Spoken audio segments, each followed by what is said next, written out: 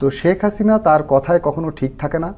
তার ইতিহাস আমরা যদি দেখি যে সে একটা স্বঘোষিত জাতীয় বেঈমান। তার নিজের মুখে বলা যে ৮৬ নির্বাচনে যারা যাবে এরশাদের সঙ্গে তারাই জাতীয় বেঈমান হবে। পরের দিন লালদিঘি ময়দান থেকে এসেই সে আবার ঘোষণা করেছে না আমরা এরশাদের সঙ্গে নির্বাচনে গেলাম। তো এই স্বঘোষিত জাতীয় বেঈমান শেখ হাসিনা আমাদের দেশে এমন বড় একটা আপদ, পার্শ্ববর্তী দেশে চাপিয়ে যাওয়া একটা নেতৃত্ব। সে হচ্ছে সিকিমের সেই লেন্দুব দর্জির একটা আধুনিক সংস্করণ শেখ হাসিনা।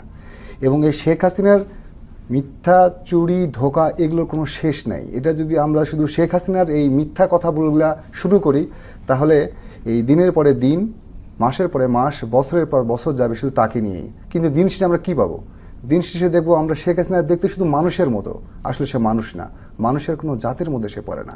যেমন শয়তানের মিথ্যা হচ্ছে শয়তান ধারক আর বাহক, ঠিক শেখ হাসিনাও তদ্রূপ, এই মিথ্যার ধারক এবং বাহক।